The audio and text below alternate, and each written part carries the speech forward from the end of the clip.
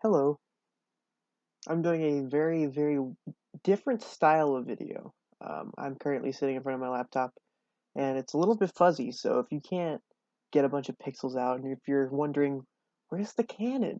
I don't have it right now. This is the laptop format, so it also kind of represents, it's very symbolic of the very, what is it called? The spontaneity. Sorry, that's the word I'm looking for. The spontaneity of this video. Um, I wasn't really thinking about doing it, but I think it's only right to kind of do this. I'm only going to do this video once.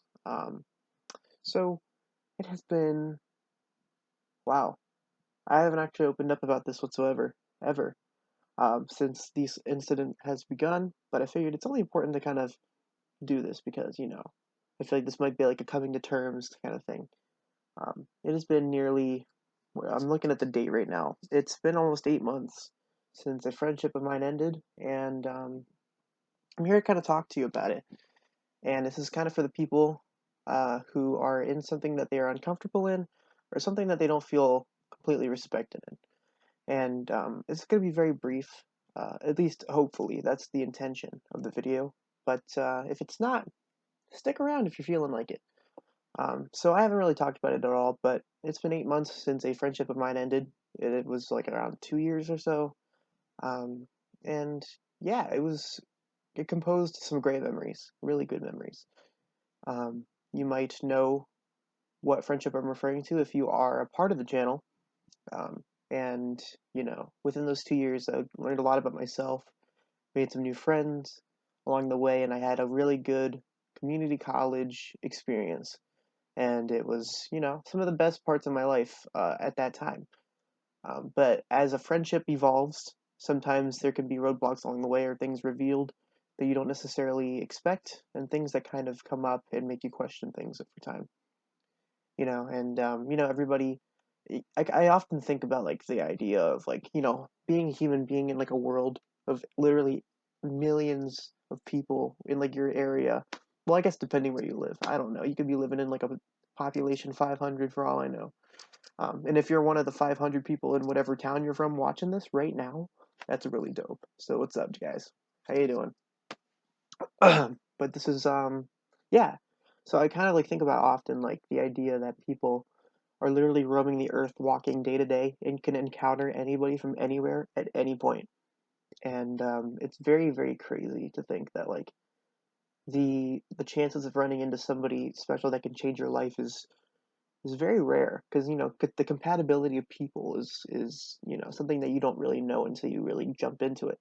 And the idea of becoming close and building a relationship with a particular person that you run into is really obscure and it's so weird. Like human life is interesting, and this is why I'm a psychology major. Learn about yourself. I mean, this is kind of more like a larger scope. This is very philosophical, so let me not get too into that. But um, yeah. So I got a little off track there. The point is, I ran into this person by chance, and it was somebody who went to my community college, and I'm not really going to go into the details of the friendship too much, but let's just say that we became best friends very quickly, and it was quite the ride. But I learned not. I don't really know exactly when I learned this, but I should phrase it as this. Um, in the months that followed, um, unsure of exactly when, I noticed a few things that stuck out to me as, potential red flags and things that made me uncomfortable. And they were things in my friendship that I was afraid to confront, things that I was afraid to bring up because this particular person I was afraid to confront due to the fear that they would retaliate, also through the fear that they would kind of, you know, make it to where I was the perpetrator of certain things, or that I was blaming the victim when I wasn't, or that they would play the victim. And I say play the victim as in not the point where um, they're a victim of something incredibly serious that is like an assault or anything like that. And I learned, I kind of use, I'm actually kind of quoting this one YouTube channel named Anna Psychology, which is really cool. My partner actually put me onto that one. Shout out. Um, and it discussed the difference between like playing the victim and being a victim. And being a victim is very different. Playing the victim is when you construe a narrative to the point where you are made to feel as the one who's been wronged, even when you are, in this case, not. And you might be the one who's afraid to confront the problem head on and kind of refuse to believe that you could be in the wrong ever, or that you just kind of haven't analyzed the situation, that you might have caused the other person a lot of stress or um, anxiety, or just essentially like harmed them in some sort of a mental way, and in turn kind of spin it on the person through a lack of being able to take responsibility and to confront yourself. I felt that way in my friendship a lot of times with this person. And, I kind of manifested all of this stuff internally. Like, I tried to come to terms with it. I kind of tried to give it the benefit of the doubt in certain points. I was called inappropriate things, and I was kind of made as a symbol of somebody's aspirations because this person kind of wanted to become more than just friends. And it kind of blossomed into something that wasn't very comfortable for me. And so I think that over time, I learned that this was not a dynamic that was healthy, or that I was comfortable in. And I knew that in my growth and in my communication of my intentions in this friendship, and that, along the way, I made it clear time and time again how I felt about this person. I made it very clear that, you know, I had obviously, a life ahead of me, and that with, the time I was going to transition into college, like a university, that I was going to meet new people, and that along the way, it might be a little bit difficult for me to find that balance. And through that, I've discovered a lot about myself, and had a lot of time to reflect, upon the friendship ending, which ended like right before 2021 began. Um, and it was very spontaneous, this friendship ending, but I knew it was right because I don't think it would have gotten any better had I stayed, and I'm glad that I spared myself any more grief that I could have avoided. And I think it was better late than never. And no matter how much I tried to make it work, no matter how much I showed humility and apologized for any things that excuse me, sorry, I had a burp. I just had some coffee. I said it, acidity. Uh, no matter how much I tried to make it work, and I tried to, apologize and own up to certain things, such as maybe not responding to texts on time, or, forgetting certain instances of this person's life that obviously regretted and apologized for. I always felt internally that I was never going to be forgiven for those things, or that even if I was, it was going to be something that this person would use against me in the future. Because this person liked to hold on to things that were very negative, and kind of used it as kind of weaponizing past experiences to validate an argument for the future. And, this person kind of used their personal feelings for me in this relationship to strengthen their arguments, even when in most cases they didn't have one. And I think it was very uncomfortable and hard to confront, and kind of hard to analyze, because with this came, the obvious clash of me not knowing how to deal with those things, not knowing how to kind of process the conflict of my friendship that I held so dearly, with the idea of, knowing how to prioritize my own health and my own mental health, and, my comfortability, because I deserve that. And I've come to learn pretty quickly afterwards, especially with my current relationship, my romantic relationship, that I deserve better, and that I've been treated with better, and that I've been given better. I think it gave me better perspective on my own relationship right now, or from the past, that I needed to get out of. And I think that with reflection on the way that I felt upon going to university college, I learned what was right for me and what I deserved, and I didn't have my needs met anymore. Needs met. Sorry, I said that completely opposite. Um, yeah, and I think through a conflict that did arise while I was at that college, and I'm still attending there, senior year, huh? Senioritis. Um, Through a conflict that really opened my eyes to the way that I was being, um, not blackmailed, but sort of. I would like to say that it was, what is it called? I can't think of the word right now. Um, Gee willikers, bear with me for 1 second. It is, it's toxic. We'll say that. Okay. If the word comes to me, I'll let you know. Um, but yeah, essentially, gaslighted. I'm sorry, that one, gaslighted. I was being gaslighted. Essentially, to clarify, I was being made to question my friendship with my current best friend right now. And I was kind of made to feel that if I didn't confront an issue, or that if I didn't talk to this person, um, then I would lose my friendship with not only this person but my other best friend. Um, and I was also made to feel that I had no choice, that I was backed into a wall, and that I had to sacrifice my romantic relationship for my friendship, even though at the base level of like seeing things, of assessing that situation, you would assume obviously your friends come before your romantic relationship. But in this instance, there was a misunderstanding that occurred, and everybody involved had apologized for it. And through that, there was a lack of forgiveness and a lack of understanding and patience on my friend's side.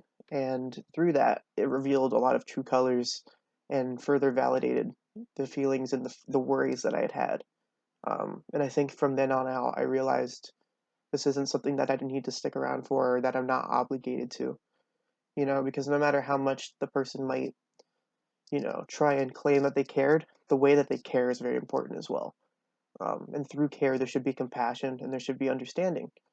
And I felt that those things were not existent anymore. And I can't really put a timestamp on when I felt they finally lost, but you know, I think I had stuck around for longer than I needed to. And I've been kind of, very like silent about this, and like I haven't really like talked about it publicly whatsoever because, I didn't want to air any dirty laundry, and it was something I didn't want to hold on to anymore. And I haven't been. I've been kind of, doing my own thing, and I've been enjoying life with the people that are in my life right now, making new friends and building new relationships and building current relationships. Been working on my mental health and my physical health and my everything. I'm focusing on school. I am currently finding new hobbies, and I'm enjoying free time with my family and my puppies. I'm also brewing my own coffee. This is a huge advancement. Financially, trying to be better about that, and that's working out. Like, look at this. This is brand new stuff. No way. Ain't no way I'm not going to Starbucks. I haven't been to Starbucks in like forever. Like, legitimately. Like, besides my girlfriend coming down to visit and stuff, that's a whole thing. But, I haven't been doing that. So it's been good. I've been trying new things. I've been occupying myself in different ways, and it's been really wonderful. And sorry, it's a little late. I'm just rubbing my eye. I also just have an itch. This is the most real and comfortable I've been vlogging. And ironic, because the comfortability comes from the comfortability in accepting myself and accepting, the things that I have now and the things that I am grateful for. And through this friendship that has, ended, I have learned that you know, it's uncomfortable to confront things that are not easy to confront at face value, especially because of the way that it can affect you, and, the way that it holds a lot of meaning to you. Not only that, but also the fear of like what this person will retaliate with, or if they will, because this particular person, um, kind of made a lot of things about themselves rather than kind of putting into perspective the other person's feelings. And I think that was the biggest pitfall of this relationship. I think it was a lot of material giving and not enough emotional giving. And I think the lack of communication and understanding, and I think empathy, were the things that really ended things for me. And I will forever be grateful for this friendship. But I guess the entire point of this video, the entire meaning of this, is to not only come to terms with things and to kind of set it to rest, is to, kind of express to whoever is watching this that it is completely okay to put yourself for others if it means preserving your mental health and preserving your self image, because that is the most important thing that you can have for yourself. It's the thing that you have to live with for the rest of your life because that is you. You are the single and solitary person that exists in your own body with your own mind and your own feelings and thoughts, and that should be protected at all costs, especially if it's draining you and it's from something that you don't feel comfortable in. And, that's not to say all of this friendship was bad, but a lot of it had a lot of things that I've reflected on and have had time to process. And I've had talks with people to kind of share and validate those emotions and stuff. And I think with that, it's really helped me gain more perspective and more respect for myself for not only getting through that, but also being able to come to terms with that and talk to about it. And I never intended for my channel to be one that is a kind of airing dirty laundry, but I'm doing it in a way that is both respectful but informative and also very relevant because it is something that I feel is necessary to address. Because I feel like I'm handling this in a very mature way, and I think it's only important to, you know, talk about the subject material with the respect it deserves. And so I guess I will talk much further because this isn't like super short. But if you're this far, I want to thank you for watching. Essentially, protect your peace. I learned that from one of my partner's close friends. They posted about it on their Instagram story once. It was like saying protect your peace. And I think it was a very powerful quote, and I keep that with me, And obviously, like, perfecting self esteem and having doubts about yourself comes naturally, and I still have that time to time. But I'm around the people that I deserve, and I'm around the people that bring me up only and not conditionally, unconditionally. They're there for me, and they bring me up when I need it. Um, they don't talk about me behind my back. They don't invalidate my feelings, and they don't put their own first always. Even when maybe sometimes they should, they're always there to make sure I'm okay. And I think that's one thing I never got from that friendship fully and unconditionally, I should say, that I do have now. And so, with this has not been an easy thing to film. This is probably the most anxious and most thought I've put into any of this situation ever since it happened. But I'm happy to say that 8 months later, I am at peace with myself and with the people in my life. I've had no further doubts about anything, um, relationship wise, that being friendships, romantic, family, anything like that. And I think I am in the best place mentally that I've been in a while, and that is thanks to the people in my life. So thank you to my girlfriend or my partner, I should say, um, my best friends, people in my neighborhood. They're part of the gals. You already know who you are, and everybody I've met at college, everybody that I've met um, doing like photo shoots, people I've met doing video projects, you know, um, people I've met on campus, professors, my family members, my dogs, every single thing, every single person and entity and living thing is a factor and plays a big part in my happiness. And, I don't need to worry about the stress of this person because they're self centered. I don't need to do anything about or worry about or be responsible for or feel, anxious or weighed down or feel that I'm like I always have to have my guard up or that I need to fear hostility from somebody that I should be able to trust. And now that that is no longer a factor, um, I'm happy to say that I handled this very, very maturely, in my opinion. and that I can move on in peace while knowing I can protect myself, my feelings, and the people that are still here. And thank you to anybody who has watched this. And I hope if you can relate to anything that you are hearing about in your own personal relationships, that I can give you some sort of insight into how you can best handle that. It's not easy to confront things that are very difficult to sometimes, especially when it is something that you're afraid of backfiring or making you feel worse. But I think protecting your peace is very important because at the end of the day, you will feel so much better about it. And yeah, well, thank you for coming to my TED Talk, my unofficial TED Talk.